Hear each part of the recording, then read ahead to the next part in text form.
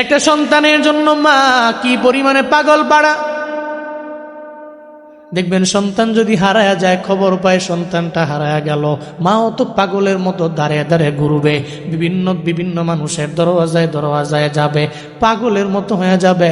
মানুষের দরবারে গিয়ে বলবে, তোমাদের পায়ে ধরি, একটু মাইক দিয়ে মাইকিং করো, আমার পোলায় হারায়া গেল। একটা সন্তানের জন্য মা দেখবেন পাগল হয়ে যায়। আবার ওই সন্তান যদি হয় একমাত্র সন্তান, তাহলে মা তো আরো বেশি পাগল। একটা সন্তানের জন্য মা এত পরিমাণে পাগল পারা। আমার মায়ার নবী হাসরের ময়দানে একটা মা যেমন সন্তান রে হারায়া পাগলের মতো হয়ে যায়, আমার নবী উম্মতের জন্য এমন পাগল হয়ে যাবে। একটা সময় আমার নবী চলে যাবে মাকামে মাহমুদে সিজদায়, আল্লাহর দরবারে বলবে, আল্লাহ আমার উম্মতের তুমি জাহান্নামের মধ্যে দিও না। আবার ওখান থেকে নবী একবার লাফ দিয়া চলে যাবে দৌড়ায়া হাউজে কাউসারের দ্বারে। ওখানে যা দেখবে কোন উম্মত তৃষ্ণার্ত অবস্থায় আবার কষ্ট পায় কিনা। আবার চলে যাবে জাহান্নামের দরওয়াজার দ্বারে, আমার আল্লাহ কোন উম্মতের জাহান্নামে দেয় কিনা। এক কথায় উম্মত যাতে ব্যথা না পায়, উম্মত যাতে কষ্ট না পায়, উম্মত যাতে করে জাহান্নামে না যায়, এটাই ছিল আমার নবীর মিশন। এই জন্য আল্লাহ পাক কয়, আজিজুন আলাইহি মা আনিতুম। এই দুনিয়ার মানুষেরা, এমন এক নবী তোমাদের দরবারে পাঠাইছি, যেই নবী তোমাদের ব্যথায় ব্যথিত। তোমরা ব্যথা পেলে যেই নবী চোখের পানি ফেলায় কান্না করে তোমরা জাহান্নামে যাও, ওই নবী চায় না, ওই নবী চায় না। এই নবী কত কষ্ট করলেন, এরপরেও তো উম্মতের জন্য বদদোয়া দেয় না। বনু নাজির গোত্রের কাছে, বনু সাকিব গোত্রের দরবারে তায়েফের ময়দানে গেলেন। ছোটবেলায় নবী গিয়েছিলেন, যখন আমার নবী নবুয়ত পেলেন, কালেমার দাওয়াত নিয়ে গেলেন তায়েফে। মনের মধ্যে চিন্তা, বনু সাকিব গোত্রের একটু কালেমার দাওয়াত দিয়ে দেই, যদি এরা কালেমা পড়ে মুসলমান হয়ে যায়, একজন দুইজনও কালেমা পড়লে মুসলমান হইলে আমি নবী সফল হয়ে যাব। বনু সাকিবের দরবারে আমার নবী গিয়া দাওয়াত দিতে লাগলেন।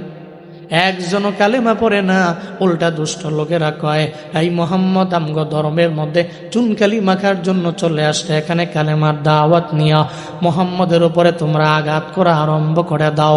দুষ্ট পাগলদের লেলিয়ে দিল, আমার নবীরে এরা মারতে লাগলো। একটা পর্যায়ে পাথরের আঘাত করতে করতে আমার মায়ান নবী রক্তাক্ত হয়ে পড়লেন। শুধু তাই না, আমার মায়ান নবীর পুরো দেহ মুবারকের রক্ত বেয়ে বেয়ে পড়তে পড়তে আমার মায়া নবীর মুজা মুবারক ভিজে গেল। শুধু তাই না, আমার নবীর জুতা মুবারকের সাথে পা মুবারক লেগে গেল রক্তের কারণে। এলাকার মধ্যে ব্লাড ডোনেশন করে যুবক দেখবেন, ফেসবুকের মধ্যে ওর গ্রুপ আছে, ডোনেশনের গ্রুপ। ঝামেলায় পড়ে গেল বিশম্বপুর অথবা সুনামগঞ্জ শহরের মধ্যে, এলাকার মধ্যে কোনো একটা মহিলা অথবা কোনো বান্দা বিপদের মধ্যে পড়ে গেল, ফেসবুকের মধ্যে লেখে বি পজিটিভ রক্ত আমার লাগবে অথবা এ পজিটিভ রক্ত লাগবে, এমন ফেসবুকে পোস্ট পান কি পান না?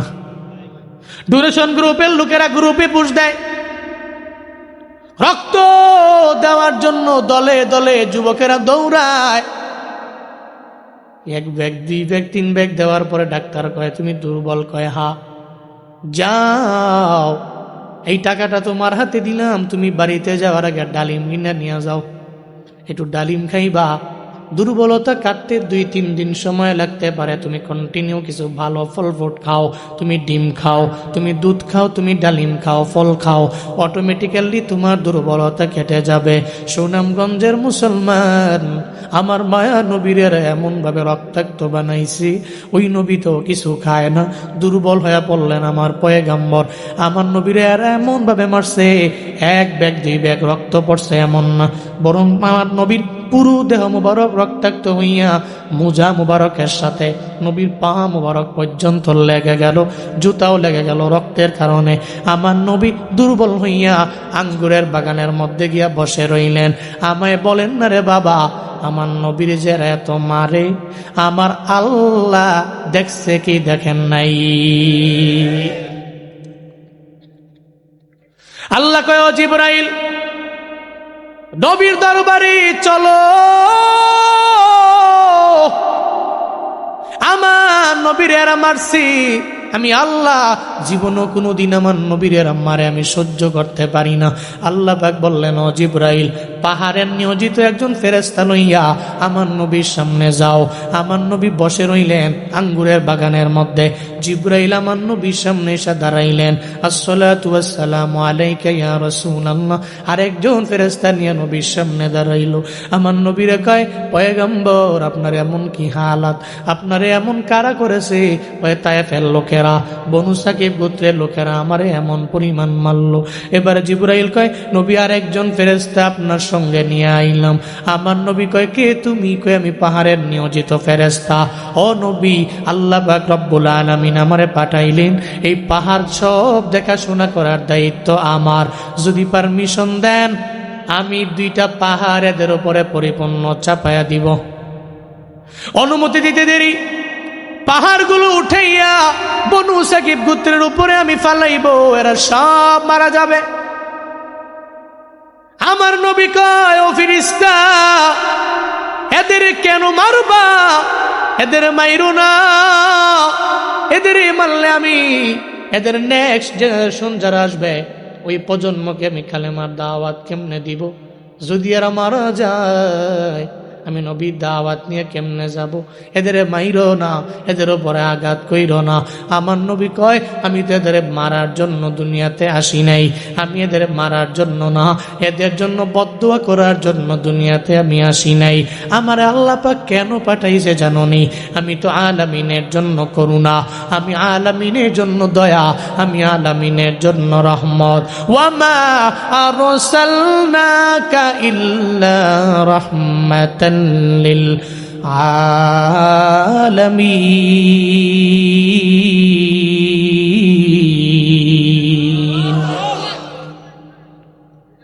আমার নবী বলেন, ও ফেরেশতা, তুমি এদের মাইরো না, আমি নবী আলামিনের জন্য রহমত, আলামিনের জন্য করুণা, আলামিনের জন্য দয়া। আল্লাহ পাক রব্বুল আলামিন আমারে রহমাতুল লিল আলামিন বানাইলেন। এদের জন্য আমি বদদুয়া করতে পারি না, আমি তো এদের জন্য বদদুয়া করার জন্য এই জমিনের মধ্যে আসি নাই। আমার নবী এদের ব্যাপারে জানিয়ে দিল, এদের আমি মাফ করে দিলাম, কোনো গজব এদের উপরে তোমরা ঢালিও না। কেন? আমার নবী উম্মতের জন্য এত পরিমাণে পাগল পারা। আল্লাহ কয়, এমন রসুল পাঠাইলাম, আমার নবী চায় না উম্মত জাহান্নামী হয়ে যাক, আমার নবী চায় না উম্মত বেলাইনে যাক, আমার নবী চায় না উম্মত বেদিন হয়ে যাক। কারণ নবী আজিজুন আলাইহি মা আনিতুম, আমার নবী তুমগো ব্যথায় ব্যথিত হয়ে যায়। শুধু তাই না, কেমন আমার নবী হারিসুন আলাইকুম, নবী চায় সব উম্মতের কল্যাণ। আমার নবী চায় না কোন উম্মত কল্যাণ কেমন হয়ে যাক, নবী চায় সব উম্মত কল্যাণের দিকে আগাক, সব উম্মত জান্নাতের পথে আগাক। হারিসুন আলাইকুম, এটা যে আমার নবী সব কাফের এবং মুসলমান যত বেদিন আছে সব মানুষের জন্য এটা আম। আল্লাহ কয়, তোমাদের মধ্যকার রসুল পাঠাইলাম, নবী পাঠাইলাম, এই আজিজুন আলাইহি মা আনিতুম আম, হারিসুন আলাইকুম এটাও আম। তবে আবার মুমিনদের জন্য আমার নবী কেমন? আল্লাহ কয়, বিল মুমিনিনা রাউফুর রহিম। রাউফুর রহিম আমার আল্লাহর সিফাত, আমার নবীর বেলায় আল্লাহ ব্যবহার করলেন। মুমিনদের বেলায় আমার নবী এত পরিমাণে দরদওয়ালা, তখন তো ওই সিফাতে আমার নবী নিজেই গুণান্বিত হয়ে যায়, ওই গুণে আমার নবী গুণান্বিত হয়ে যায়। রাউফুর রহিম আমার আল্লাহর সিফাত, মুমিনদের জন্য খাসভাবে আমার নবী রাউফুর রহিম। চিল্লায় পড়া যাবে কি মারহাবা? তাহলে আমি নবীর ইতোয়াত কেন করব? যেই নবী আমার জন্য এত কষ্ট করেছেন, যেই নবীর পুরা জিন্দেগিতে উম্মতের জন্য কান্না, কেন আমি আমার ওই নবীরে ফলো করব না? কেন ইতোয়াত করব না? কেন আমার নবীর আনুগত্য কবন করব না? আল্লাহ কয়, রাসূলেরই অনুসরণ করিবে যখন, আল্লাহ হবে তোমাদের আপন। রাসূলেরই অনুকরণ করবে যখন, আল্লাহ হবে তোমাদের আপন। আর আল্লাহ যখন হবে তোমাদের আপন, গুনাহ ক্ষমা করিবে তখন, গুনাহ ক্ষমা করিবে তখন। চিল্লায় আওয়াজ করে পড়েন সুবহানাল্লাহ। ওনার ইতোয়াত মানে আল্লাহর ইতোয়াত। রাসূলের আনুগত্য করো। কেমনে করবা? তুমি মৌখিকভাবে রাসূলের আনুগত্য করলে হবে না, বরং এমন আনুগত্য হবে আমার মায়ার নবীর সুন্নতের মালা গলায় লাগাও। জীবনে কোনোদিন আমার মায়ার নবী কেউরে গালি দেয় নাই, দিছে? তাহলে আমরা গালি দেই কি দেই না? কথা একটু কাটাকাটি হয়ে গেলেই দেখবেন গালি গালাস। আমার নবীর পুরা জিন্দেগিতে কোনো মিথ্যা নাই। আমরা মিথ্যা কথা ছাড়া আমাদের পেটের ভাত হজম হয় না। আমার নবীর জিন্দেগিতে ওয়াদা করে খেলাফ নাই। আমরা ওয়াদা করে ওয়াদার খেলাফ করতে দ্বিধাও করি না। নবীর জিন্দেগিতে আমানতের খেয়ানত নাই। আমরা চলার পথে আমানতের খেয়ানত করতে বিন্দুমাত্র পরিমাণ দেরি করি না।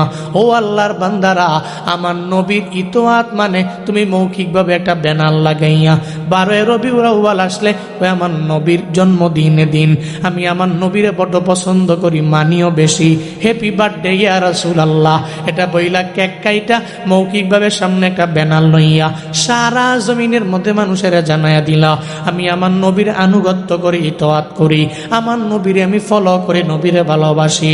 না রে বাবা, সারা বছরে একদিনের মধ্যে আমার নবীরে ভালোবাসলে হয় না, বরং সারা বছরের মধ্যে, পুরা মাসের মধ্যে, প্রতিদিনের মধ্যে, প্রতি ঘন্টার মধ্যে নবীর সুন্নতের আমল কন্টিনিউ করে নাও।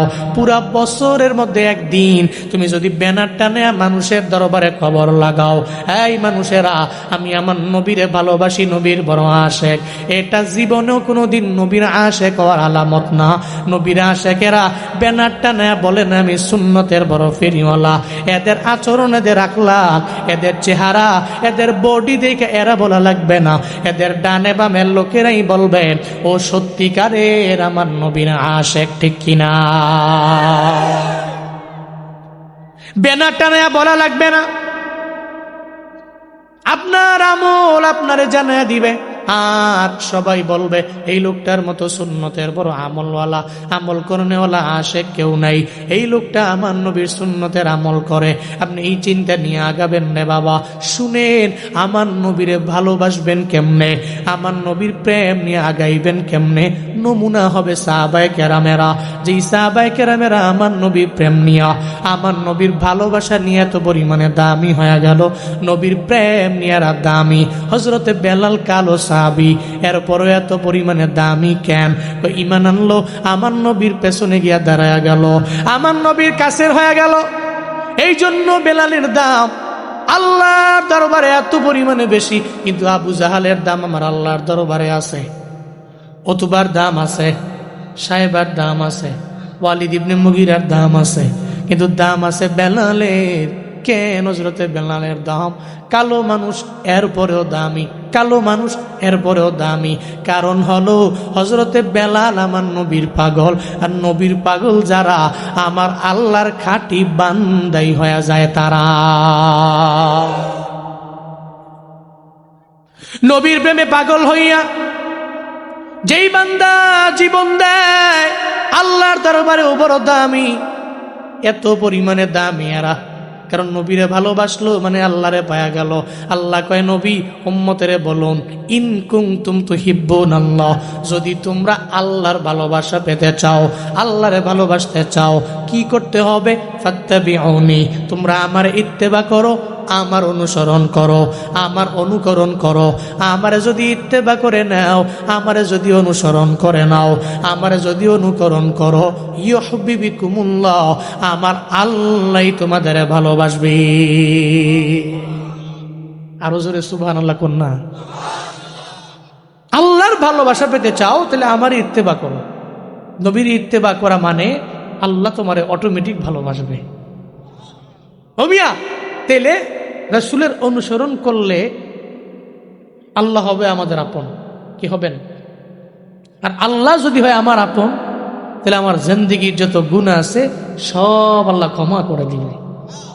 ওয়া ইয়াগফির লাকুম যুনুবাকুম, তোমাদের জিন্দেগির গুনাহগুলোকে আল্লাহ পাক মোচন করে দিবেন, আল্লাহ পাক মাফ করে দিবেন। কেন? তুমি তো নবীর সুন্নতের মালা গলার মধ্যে লাগাইছো, নবীর সুন্নতের মালা গলায় লাগাইছো। সাহাবায়ে কেরাম নবীর জন্য কত পরিমাণে পাগল ছিলেন। নবীর এক সাহাবী ছিল, কালো সাহাবী, আসওয়াদ, অধিক কালা, এত কালো, কালো কালো মানুষ আছে না, নিগ্রো কালো, অনেক কালো।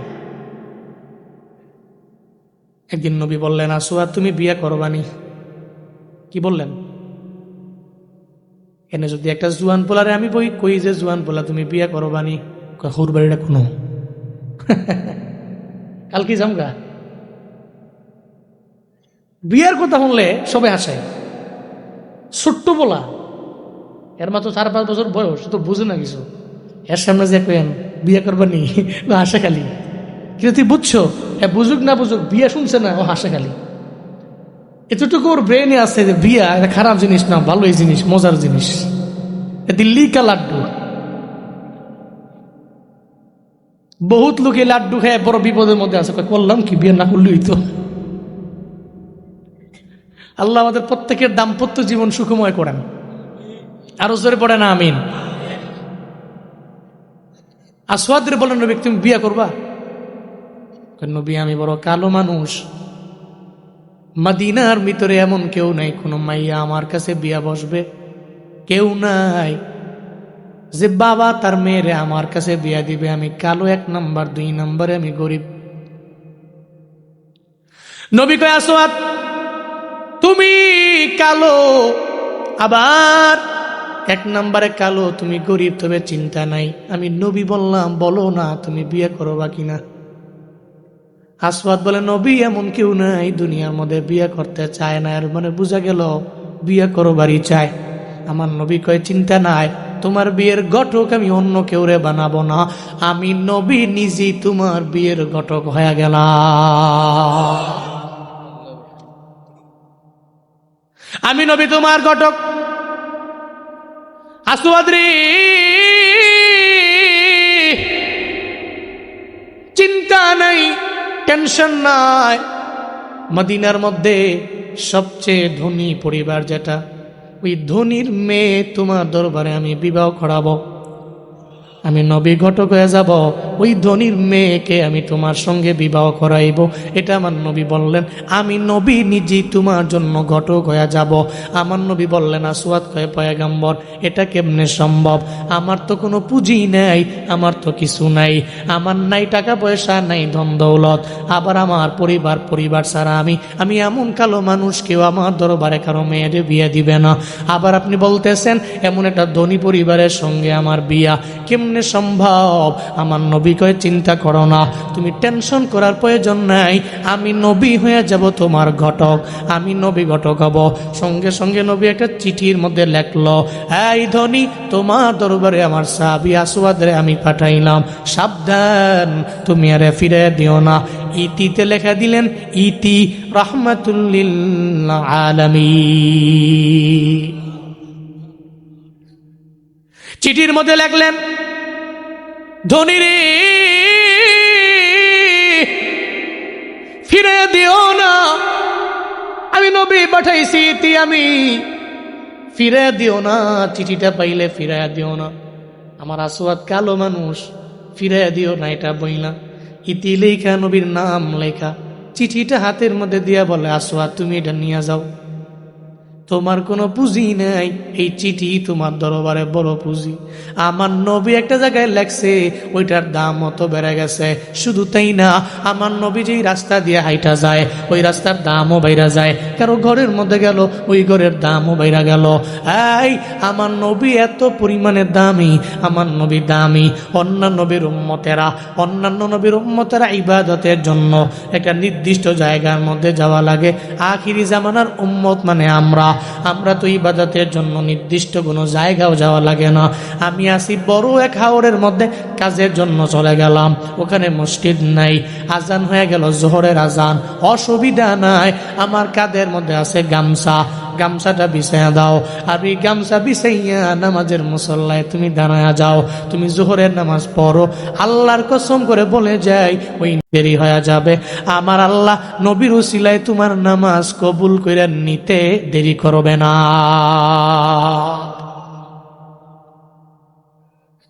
আল্লাহ নবী দিয়া দিলেন চিঠি, আসওয়াদ চিঠি নিয়ে তুমি যাও।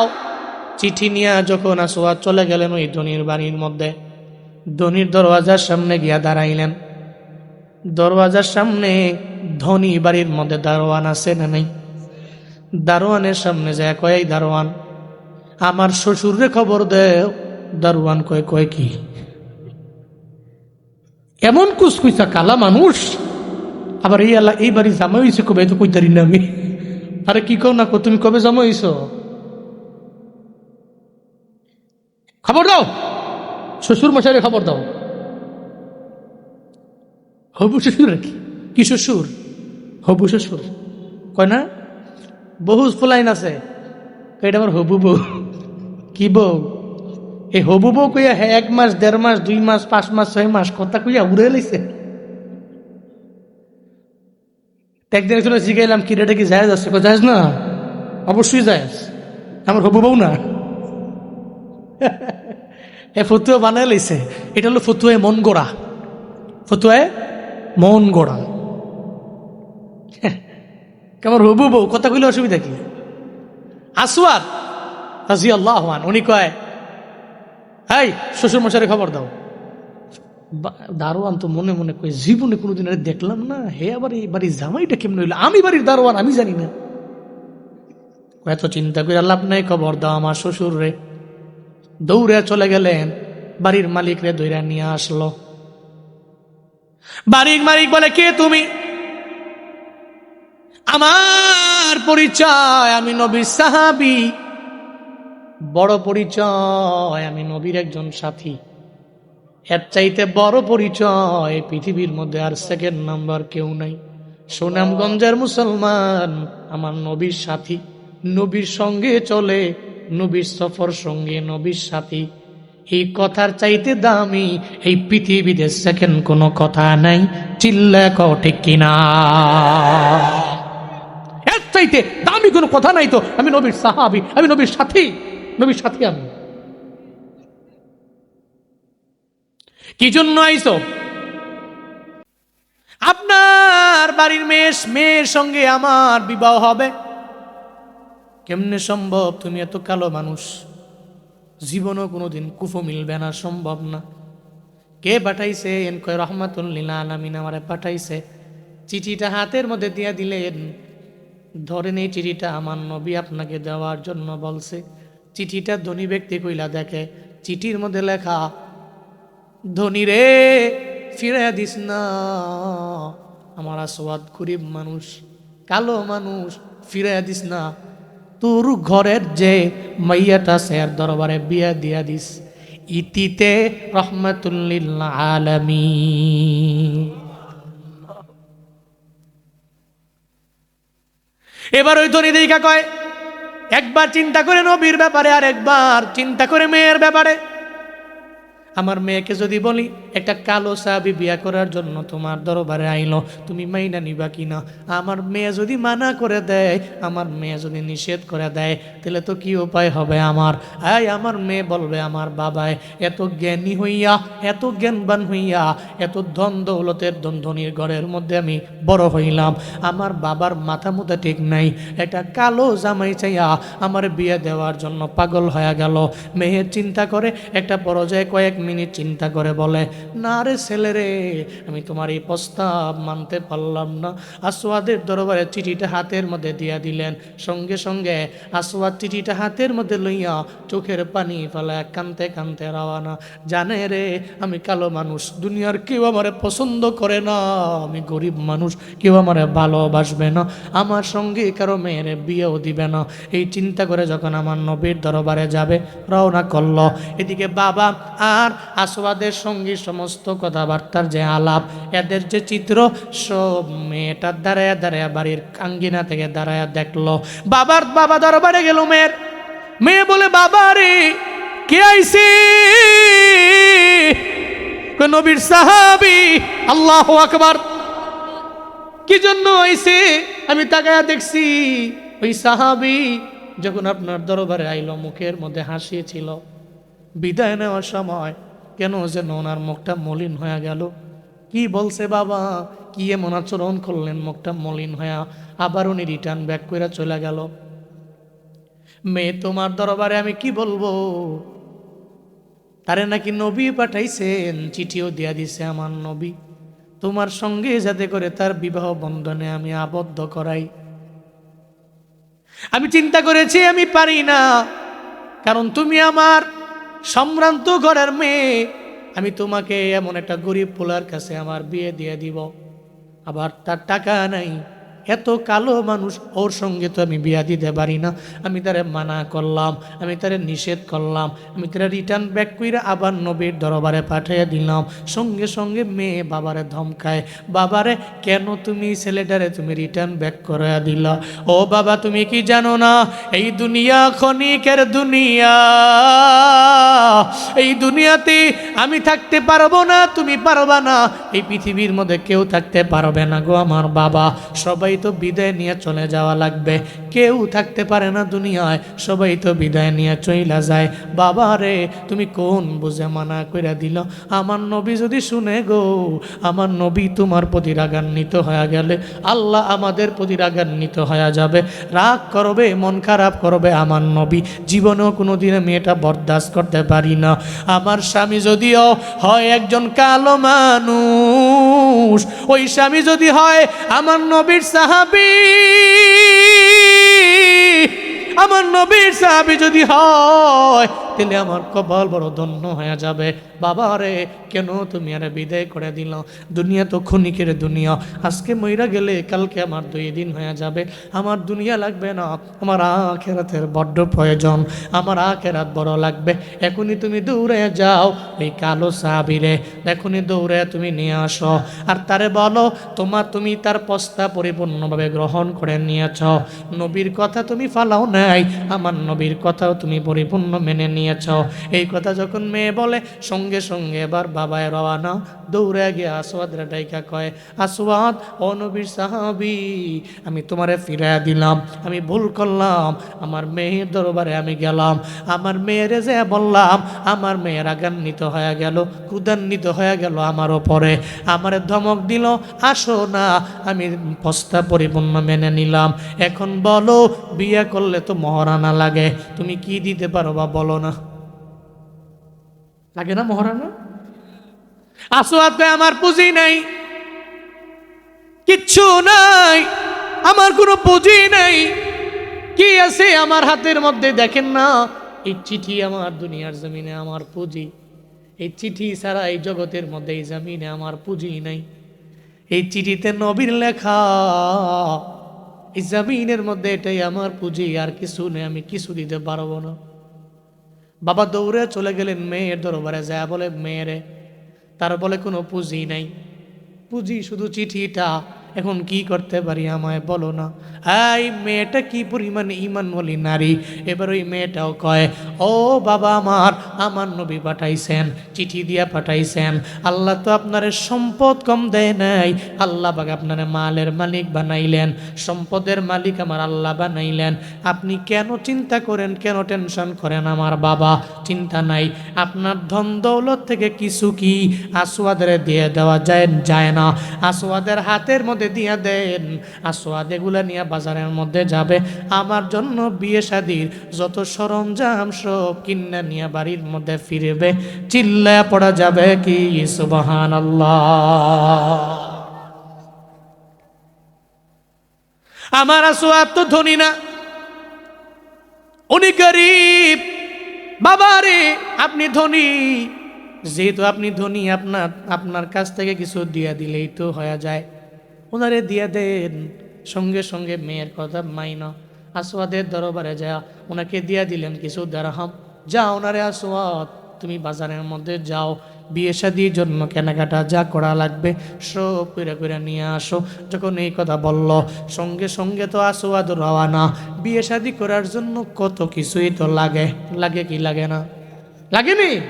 ও মিয়া, বিয়ে করতে চাইবেন, আপনি দেখবেন যে বাজারের মধ্যে গেলে, মার্কেটে গেলে কসমেটিকের দোকানে বিশাল একটা লিস্ট ধরা দেয়, আছে না? কেন বিয়ে করছেন কারা কারা হাত তোলেন তো? বিবাহিত, বিবাহিত, অবিবাহিত না, বিবাহিত। আর তোমরা যারা বউটু নাই, শীতকালের দিন হাত তুললো না, তুমি কপালো বউ নাই। কি আপনারা কি ডরাইছেন নাকি? তো সুরে করে হাত তুলেন না, না বিয়ে করে বিপদ আছে? লিল্লাহে তাকবীর, নারায়ে তাকবীর। আপনারা বিবাহ করছেন না, আল্লাহ কবুল করেন, সকলে পড়েন আমিন। করছেন, কসমেটিক লাগছে না নাকি? আচ্ছা লাগছে। গেলে দেখবেন কসমেটিক দোকানও বিশাল একটা ধরায় দেয়, ধরায় দেয় না, লিস্ট ধরায় দেয়। পরে দাইগা দাইগা দাইগা দাইগা, কেন আমি তো জীবনে একটাই বিয়ে করছি, তো একটাই করছি। এখন ওই বিয়ে আমি তো আর আগে তো অভিজ্ঞতা নাই, প্রথম বিয়ে না, অভিজ্ঞতা নাই, অভিজ্ঞতা নাই। পরে মার্কেটে যাওয়ার পরে এই দোকানদার বিশাল বড় লিস্ট ধরাই দিছে। আমি জীবনে কোনোদিন এটির নাম শুনছি না, খাইছে আমার এত লিস্ট, এত বড় লিস্ট। আচ্ছা ঠিক আছে, দেশও যাই করছো। আমি ওর লগে আমার বন্ডে লইয়া গেছিলাম, আমি বন্ডে কইছি তুমি দেখো কোনটা কোনটা ভালো হয়, কী হয় না হয়, এটি লইয়া যাও। আমি তো বুঝি না, হাদিয়া দেওয়ার বলে আমি আসি, অসুবিধা নাই, পেমেন্ট করে দিয়ে মনে। কিন্তু তুমি এগুলো ডাক মাক দিয়া কোনটা কী করা লাগে না করা লাগে, আরে সুবহানাল্লাহ, কত নাম। এর মানে বিয়ে করতে গেলে এই কসমেটিক দোকানও কত কিছুই ধরার লাগে। আবার একটা যদি টান পড়ে সারা জীবন, সারা জীবন আপনারা কইব বিয়ে করে আনছ, এটা আনতা মনে নাই, কিরুমা জামাই, কথা কোন ঠিক কিনা বলেন? সারা জীবন আপনারা কইব আপনি ভুল করছেন কে? তো বিয়ে করার জন্য ওনারা দিয়ে দিলেন, বাবা তুমি দিয়ে দাও, ওনার তো কিছু নাই, কোনো পুঁজি নাই, পুঁজি চিঠি দিয়ে দেন। হযরতে আসওয়াদ রাদিয়াল্লাহু আনহু রওনা, হাতের মধ্যে চিঠি লইয়া শ্বশুর বাড়ি থেকে শ্বশুর দিয়া দিল কিছু দিরহাম নিয়া, বাজারের মধ্যে বাজার করার জন্য যায়। প্রতিমধ্যে যখন গেছে, কে যেন বলে রে, নবী যুদ্ধের ময়দানে যায়, তোমরা আসো না, চলো না, যুদ্ধের ময়দানে যাওয়া লাগবে। হযরতে আসওয়াদের কানে বাড়ি দিয়া দিল। আসওয়াদ কয় আমার নবী যুদ্ধের ময়দানে যায়, আমি আসওয়াদ এদিকে বিয়ের পিড়ির মধ্যে বসবো, আমি বাজারের মধ্যে যাব, আর বাজারের মধ্যে যাইয়া আমি বাজারের মধ্যে কেনাকাটা করব। এটা জীবনও আমার দ্বারা মানায় না, এটা আমার দ্বারা সাজে না। যেই জায়গায় নবী যুদ্ধ করবে আমি বিয়ে করব, এটা জীবনেও হতে পারে না। নবী আমার এত পরিমাণে ভালোবাসে, আমি কেন আমার নবীর জন্য যুদ্ধের ময়দানে যেতে পারবো না? হযরতে আসওয়াদ দৌড়ে চলে গেলেন বাজারে। এই দিরহাম দিয়া, যেই দিরহাম দিয়া কেনার কথা ছিল বিবাহের সরঞ্জাম, কোনো বিবাহের সরঞ্জাম উনি কিনেন নাই। সঙ্গে সঙ্গে উনি কিনে ফেললেন একটা তরবারি। এই তরবারিওয়ালা আমার একটা তরবারি দাও। তরবারিটা হাতের মধ্যে লইয়া উনি দৌড় মারলেন, রওনা হয়ে গেলেন যুদ্ধের ময়দানে। ওখানে যায় জোশ লইয়া যখন যুদ্ধের ময়দানে যুদ্ধ করতে লাগলেন, একটা পর্যায়ে আসওয়াদ দুনিয়া থেকে বিদায় নিয়ে চলে গেলেন। ইন্না লিল্লাহি ওয়া ইন্না ইলাইহি রাজিউন ওয়া লা তাকুলু লিমান ইউকতালু ফি সাবিলিল্লাহি আমওয়াত বাল আহইয়া ওয়ালাকিন লা তাশউরুন।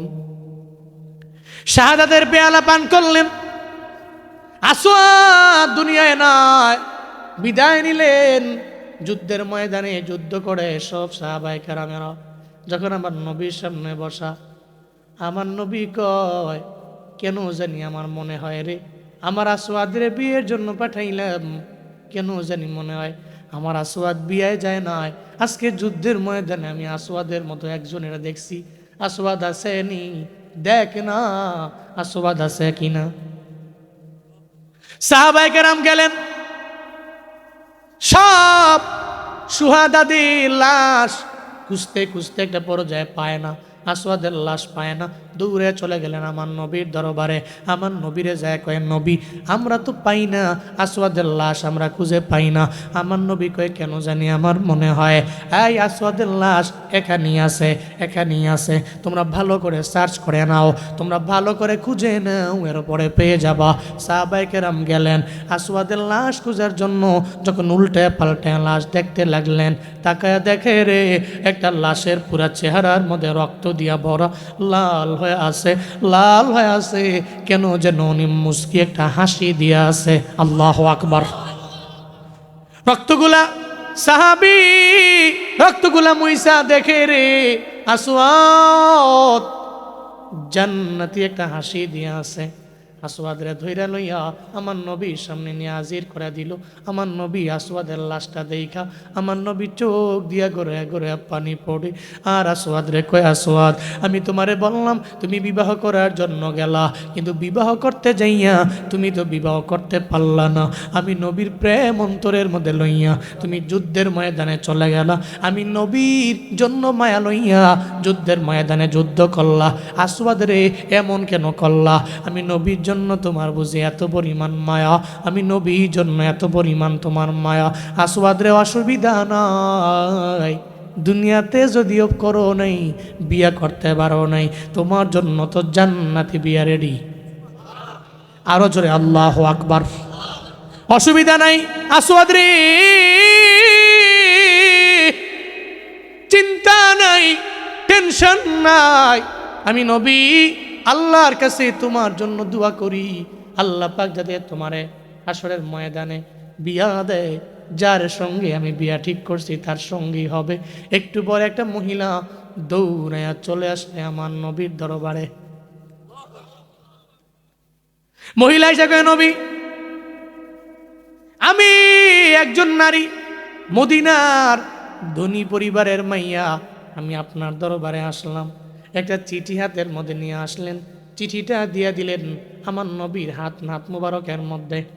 নবী হাতের মধ্যে চিঠি লইয়া দেখে রে ওই চিঠির মধ্যে আসওয়াদের সেই বিয়ের কথা লেখা। ধনী রে ফিরা দিও না, ফিরা দিও না, আমি নবী পাঠাইছি, ইতি আমি আমার কালো সাহাবীরে ফিরে দিও না।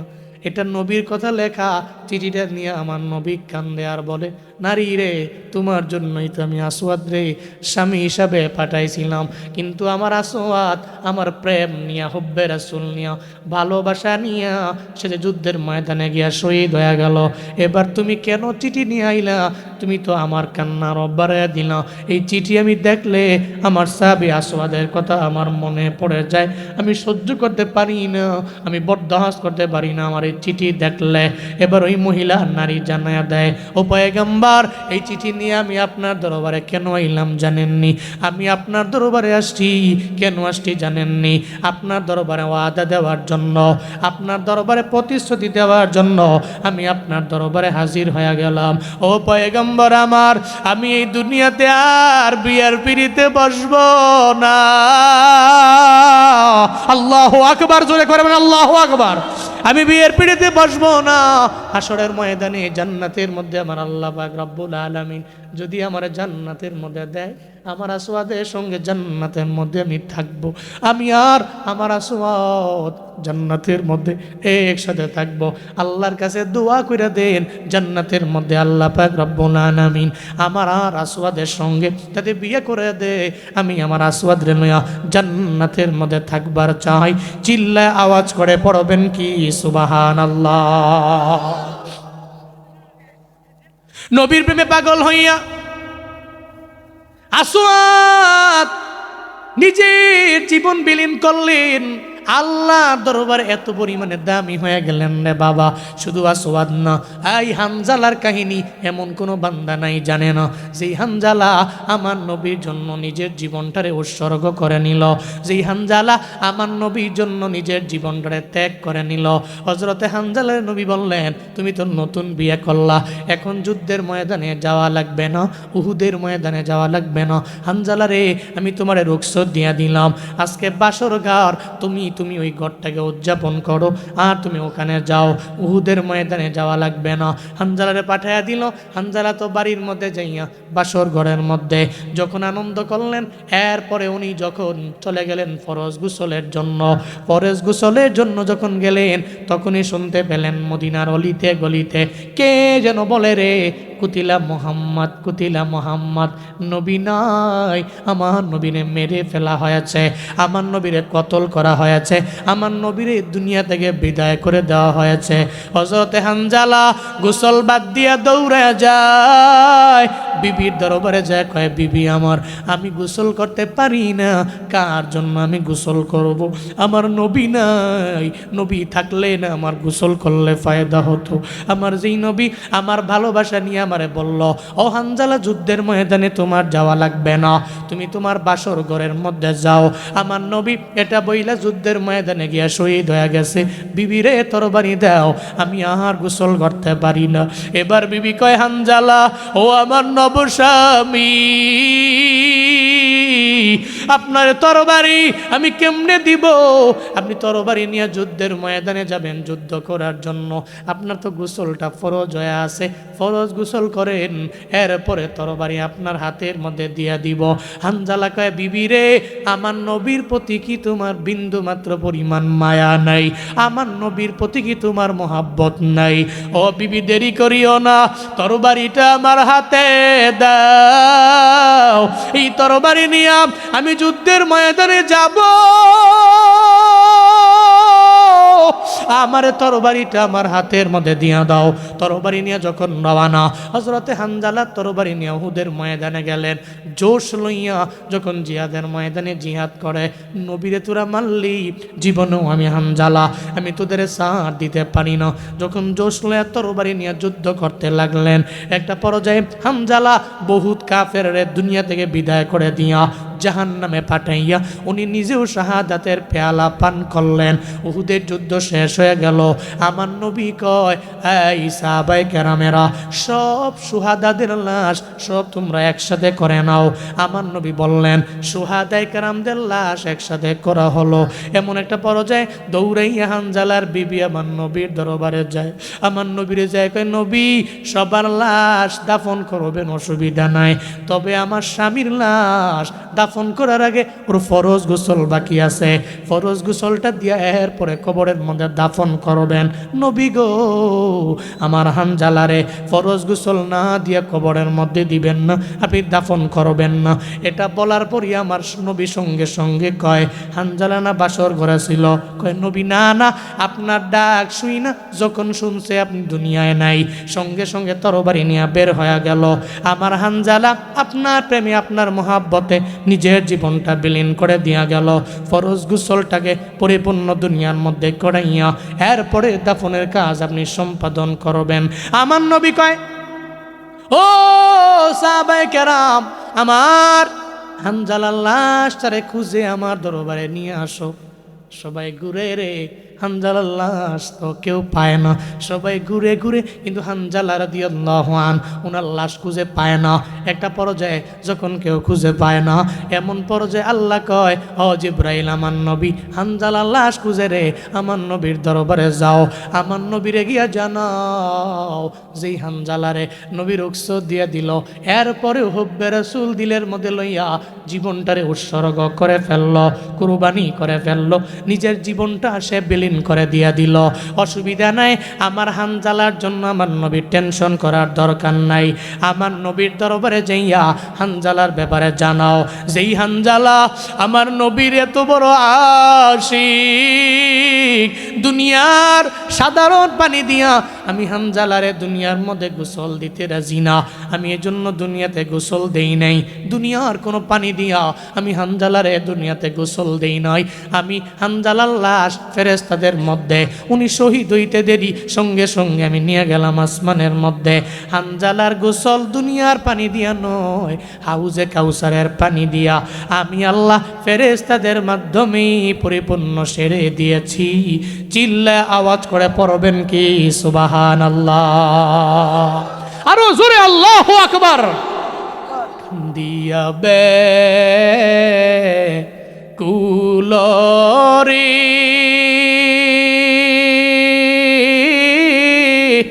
হানজালা শহীদরে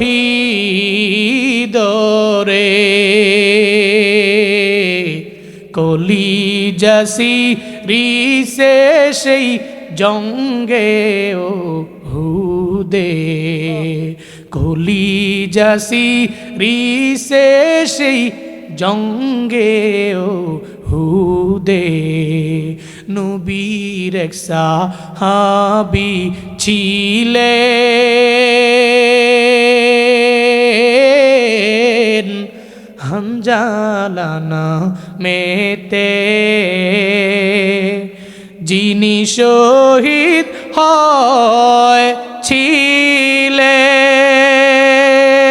হয়েছিলেন বিবাহের রাত্রিতে রে গিয়ে জঙ্গে ও হুদে নবীর ডাকে গভীর রাতে কহেন বিবির তরে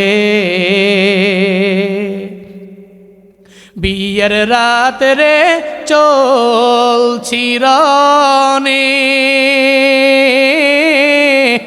বিদায় দাওয়া মারে রে যাব জঙ্গে ও হুদে হাত তুলে স্ত্রী বলে মাওলারি দরবারে বিয়ের রাতে নব স্বামী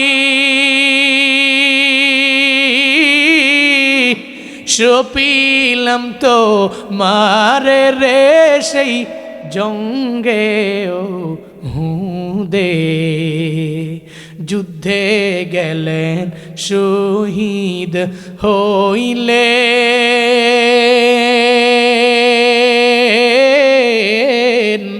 না পাক হালাতে নবী জেনে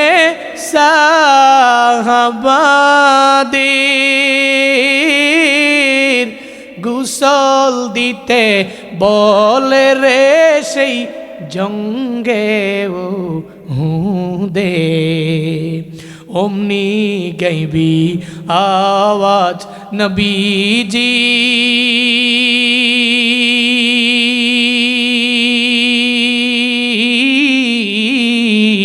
পাইলেন শুনিতে হানজালার গোসল হয়েছে ফেরেশতাদের হাতে রে জান্নাতের পানিতে কান্দিয়া বে কুলরে হানজালা শহীদরে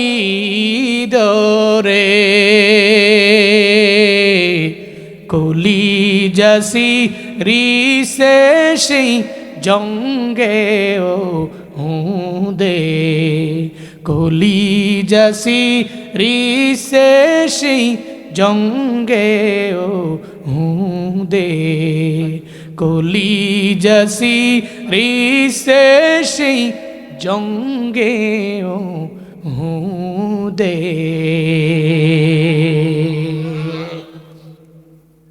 হানজালা দুনিয়াতে হব্বে রাসূল লয়া রবের পক্ষ থেকে যাজায়ে দুনিয়া যাজায়ে আখিরাত সব পেয়ে গেছে সুবহানাল্লাহ পড়বেন না ওমিয়া দুনিয়াতেই হাউজে কাউসারের পানি দিয়া গোসল হয়ে গেছে দুনিয়াতেই পায়া গেলেন হাউজে কাউসারের পানি দিয়া পুরা শরীর মোবারক ওনার গোসল করায় দিল আল্লাহ পাক রব্বুল আলামিন ফেরেশতার মাধ্যমে কেন ব্যাকগ্রাউন্ডে আছে হুব্বে রাসূল রাসূলের ভালোবাসা যার দিলে আছে সে তো আল্লাহরে পাবে কারে পাবে আসুন না আমরা ইতোয়াত করি নবীজির আনুগত্য করি নবীজির হুব্বে রাসূল দিলে নিয়ে অগ্রগামী হই ভালোবাসি আমার নবীরে নবীর প্রেম, নবীর মহাব্বত নিয়ে অগ্রগামী হই। কেন?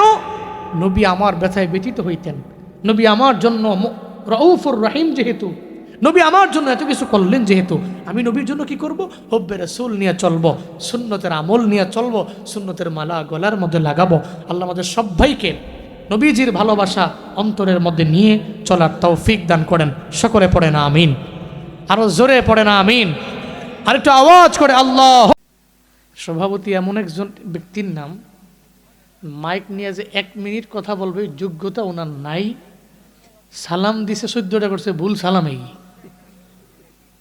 আর যদি কোনোভাবে কোনো চটি বই পইরা কোনো কিছু শিখে থাকে, তো মাইকটা হাতের মধ্যে লয়ে পণ্ডিতি করে, উনি মনে করে হুজুরের চেয়ে আরো বেশি জ্ঞানী আমি।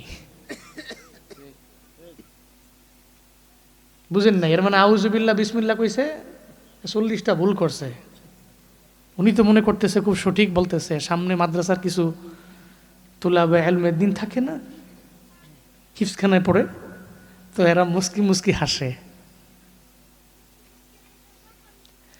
এদিক থেকে ব্রাহ্মণবাড়িয়া, হবিগঞ্জ, সিলেট, সুনামগঞ্জ, মৌলভীবাজারের কিছু অংশ আমি পেয়েছি আলহামদুলিল্লাহ। সভাপতি উলামায়ে কেরাম, আল্লাহ এই মজলিসকে কবুল করেন। আজকের এই মাহফিলে আমরা এই কথা বলেছেন দারাজ কণ্ঠের অধিকারী বিশিষ্ট ইসলামী চিন্তাবিদ হযরত মাওলানা কারি আব্দুল হাই আল আজাদ সাহিব দামাত বরকাতুহুম হবিগঞ্জ, হযরত মাওলানা শেখ জুবার আহমদ আনোয়ারি হাফিজাহুল্লাহ তাআলা ওয়া রাআ, আর অনেক উলামায়ে কেরাম আজকের এই মাহফিলে কথা বলেছেন। কিছু দিনই আলোচনা শোনার লক্ষ্যে আপনারা বসে আছেন। শুরুতেই আমাকে একটু উচ্চ কণ্ঠে উচ্চ আওয়াজে জবাব দিবেন। প্রতি বছরের ন্যায় এবছর এই মাহফিলটা পেয়ে আপনারা খুশি হয়েছেন না বেজার? একটু একটু খুশি না বেশি খুশি? আজকের এই মাহফিলের আয়োজন যারা করেছেন, আল্লাহ প্রত্যেককে দুনিয়া এবং আখিরাত উভয় জাহানে কল্যাণকামীদের অন্তর্ভুক্ত বানিয়ে দেন। সকলে পড়ে না আমিন। শেখ আলী আকবর সিদ্দিকী রাহিমাহুল্লাহ তাআলা স্মরণে মাহফিল, আল্লাহ ওনার কবরকে এই মুহূর্তে রাউজাতুম মির রিয়াজিল জান্নাহ বানিয়ে দেন। আল্লাহ এই মাহফিলকে ওসিলা করে এই এলাকার যত মুমিন মুর্দেগান যারা পরিমাণ ঈমান নিয়ে কবরে শায়িত আছেন, আল্লাহ প্রত্যেকের কবরকে জান্নাত বানিয়ে দেন। ভাইসব, এই যে মাহফিলে আসতে পারা, বসতে পারা, কিছুদিন আলোচনা শুনতে পারা, এই সমস্ত কিছুর তৌফিক কে দেন? আল্লাহ ছাড়া এই পৃথিবীতে সেকেন্ড কে আছে যে আমাদের তৌফিক দিতে পারে? আছে কেউ? যে আল্লাহ তৌফিক দিয়েছেন ওই আল্লাহরে খুশি করেন। সকলে চিল্লায় একবার করে পড়েন আলহামদুলিল্লাহ। আরো জোরে আওয়াজ করে আলহামদুলিল্লাহ। আমার সাথে পড়ুন রব্বানা লাকাল হামদ হামদান কাসীরান তাইয়িবান মুবারাকান ফি ইয়া রাব্বি লাকাল হামদু কামা ইয়ানবাগি লিজালালি ওয়াজহিকা ওয়া আযীমি সুলতানিক লাকাল হামদু বিল ঈমান লাকাল হামদু বিল ইসলাম লাকাল হামদু বিল কোরআন। আমরা ঈমান দ্বারা, ইসলাম দ্বারা, কোরআন দ্বারা প্রশংসা করলাম কার? খালি মাহফিলে আসলে চলবে না, বের হয়ে গেলেও? মাহফিলে আসলে তোমরা বহু কথা বলি, বক্তাও বলে শ্রোতাও বলে। মাহফিল শেষ করার পরে ভেঙ্গে গেলে সবাই আমরা ভুলে যাই। ভুলে যাবে না বাপ। অন্তত পক্ষে প্রত্যেকটা মাহফিল থেকে একটা মেসেজ নিয়ে বাড়ি যাবেন। একটা, আপনি মাহফিলে আসার আগে নামাজ পড়েন নাই, এখানে বহু লোক আছে, এখনই হাত তুলতে বললে অনেকে শরমে লজ্জায় হাত তুলবে না, লজ্জা পাবে, লজ্জিত হয়ে হাত উঠাবে না। 5 ওয়াক্ত নামাজের 1 ওয়াক্ত আজকে পড়ে নাই, অথবা মাগরিব এশা পড়ে নাই, অথবা জোহর আসর পড়ে নাই, অথবা ফজর পড়ে নাই। কি আপনি বলেন এরকম পাওয়া যাবে না? তাহলে মাহফিল শোনার আগে আমি নামাজ পড়তাম না, মাহফিল শুই না গিয়েও নামাজ পড়ি না। তাহলে পার্থক্যটা হইল কই? তাহলে মাহফিলে যা বললাম সব ভুয়া, এক কান দিয়ে ডুয়াইলাম আর এক কান দিয়ে বের করলাম, শিস লা ফায়দা ফিহি। নিয়ত করেন, পণ করেন, হিম্মত করেন, মাহফিল শুই না একটা মেসেজ বাড়িতে নিয়ে বাস্তব জীবনে বাস্তবায়িত করব। আল্লাহ তৌফিক দান করেন, সকলে পড়েন আমিন। মাহফিল শোনা ফরজ, ফজরের নামাজ পড়া কি এতে কোনো সন্দেহ আছে? তাহলে আপনি মাহফিল শুনে গিয়া যেদিন মাহফিল এদিনই ফজর পড়লেন না, লাভটাই লোকই বলেন না। মাহফিল যে রাত্রে, এই যে আসতেছে যে ফজর, আপনি মাহফিল শুনে গিয়েই ফজর পড়লেন না, লাভটাই লোকই। কোনো লাভ আছে? কোনো ফায়দা নেই। সারা দুনিয়ার যত মাহফিল আছে এক পাল্লায় দেন, যত সারা দুনিয়ার মজমা সব এক পাল্লায় দেন, আর একটা পাল্লার মধ্যে ফজরের নামাজের 2 রাকাত ফরজ নামাজ দেন। আল্লাহর কসম শতবার দুনিয়ার যত মাহফিল যত মজমা সব কিছুর পাল্লা হালকা হয়ে যাবে, ফজরের নামাজের 2 রাকাত ফরজ সালাতের পাল্লা ভারী হয়ে যাবে।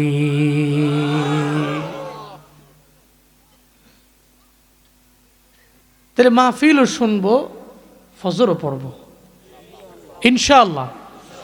ইনশাআল্লাহ বলেন, আল্লাহ তৌফিক দান করেন। আমি খুতবায় যে আয়াত পড়েছি,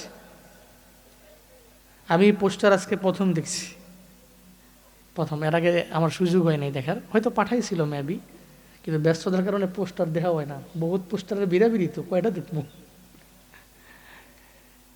হব্বে রাসূল, নবীজির ভালোবাসার দরকার আছে।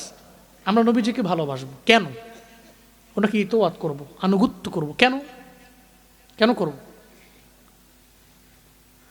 কারণ নবী আমগোর জন্য যা করছে, এ মিয়া, নবী আমগোর জন্য যা করছে, নবী উম্মতের ব্যথায় যে পরিমাণ কাঁদছে, এখনো কাঁদে, পৃথিবীর কেউ আপনার জন্য এত দরদ নিয়ে কাঁদে না।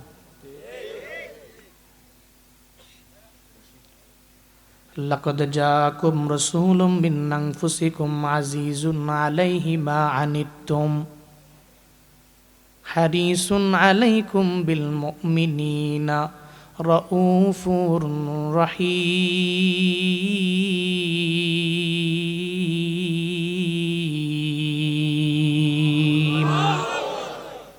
আল্লাহ পাক বলেন, তোমাদের মধ্য থেকে আমি আল্লাহ এমন এক রাসূল পাঠাইলাম, আজিজুন আলাইহি মা আনিতুম, তোমরা ব্যথা পাইলে উনি নিজেও ব্যথিত হয়, তোমাদের কান্নায় উনি কান্না করেন। নবী এমন রসুল, এমন নবী তোমাদের মধ্যে আমি আল্লাহ পাঠাইলাম, এমন রসুল আসলো, উনি চায় না তোমরা একটা উম্মত জাহান্নামে যাও। এই জন্য উনি রবের দরবারে কাঁদতেন, ও আল্লাহ, আমার একটা উম্মতেরও তুমি জাহান্নামে দিও না। আল্লাহ নবীর দরবারে ওয়াদাবদ্ধ হয়ে গেলেন, আপনার একটা উম্মতেরও আমি আপনার পারমিশন ছাড়া জাহান্নামে দিব না।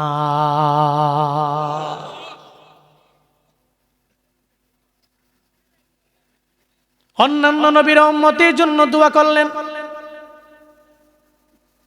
সব পয়গম্বররে আমার আল্লাহ দুনিয়ার মধ্যে এমন একটা পাওয়ার দিয়া দিলেন, উম্মতের জন্য যে কোনো টাইমে যে কোনো হালাতে রবের দরবারে দোয়া করতে দেরি হয়ে যাবে, আমার আল্লাহ কবুল করতে দেরি করবেন না।